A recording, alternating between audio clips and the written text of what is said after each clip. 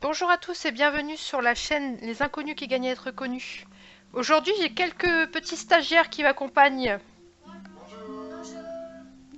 Ils veulent voir un peu mon travail, donc c'est sympathique. Alors, aujourd'hui, je vous présente le livre de Harmonia Zira qui s'appelle Je suis une poupée gigogne. Alors, voici l'auteur.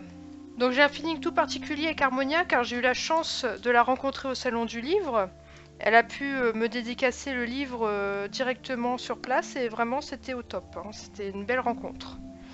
Bon, alors ça se fait pas trop de dire l'âge d'une dame, hein. Bon, chut, elle a 54 ans. Voilà, j'ai dit. Alors après avoir travaillé pour une grande entreprise française, elle est maintenant retraitée et se consacre à l'écriture. Alors voici la couverture, hein, comme vous pouvez la voir depuis tout à l'heure. Moi je constate qu'elle est toute en poésie, féminine, attirante. Dès la publication du livre en juin 2017, mon œil a repéré immédiatement cette image vraiment raffinée, très jolie, très stylisée. C'est vraiment une superbe couverture. Pour Je suis une poupée gigogne, de prime abord, mon esprit fainéant a voulu s'arrêter à poupée. L'image que me renvoie la couverture, la gigogne comme les poupées russes, être plusieurs personnes en une, c'est ce que je vais tenter de percer à jour. Dès la première page, j'aperçois récit autobiographique. J'avoue que personnellement, au vu de ma petite réflexion précédente et de l'affection sans limite que je porte à ce registre, à ce stade de la lecture, je suis déjà conquise. Harmonia évoque alors son enfance, sa vie de petit garçon. On comprend alors qu'elle a été homme. Et elle raconte combien il s'est détesté, ce petit garçon. Combien le regard des autres ne l'a pas aidé. Son éducation religieuse, fondée sur des non-dits et sur de la bienséance, toujours se taire et rentrer dans le moule. Pour se punir, Harmonia aime alors à s'enfermer dans un placard étroit et rassurant, sans en connaître vraiment la raison. On voit que l'auteur a cherché à comprendre, quitte à se faire violence en lisant d'autres témoignages, même si ce n'est pas son style de lecture. Au fil des pages, on mesure la grande souffrance de l'auteur, être né dans le mauvais corps. On suit alors son évolution vers un avènement, une deuxième naissance. Progressivement devant nous, Harmonia devient femme avec tout ce que cela engendre.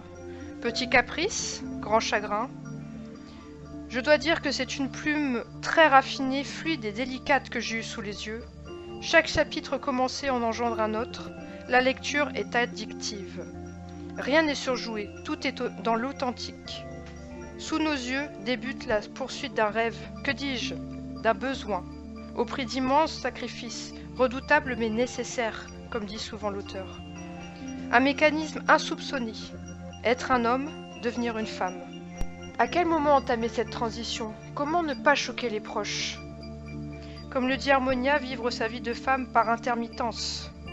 C'est une auteure très cultivée, qui aborde sa vie avec une nuance de psychologie très bien expliquée. Elle évoque toutes sortes de sujets. Elle revient à la genèse de sa vie en essayant de comprendre. Les préjugés peuvent être dévastateurs. Il s'agit alors de s'accepter, de s'aimer. Harmonia a un courage sans limite, sans borne, que je salue haut et fort. Harmonia, chapeau. Vous l'aurez compris, ce livre m'a emballé et je vous le recommande vraiment chaleureusement. Pour les auteurs qui souhaitent également être chroniqués sur cette chaîne, vous pouvez vous inscrire sur le groupe Les Inconnus qui gagnent à être connus et suivre les instructions dans les fichiers. Pour ma part, je vous dis à tout bientôt. Bien à vous, Justinops.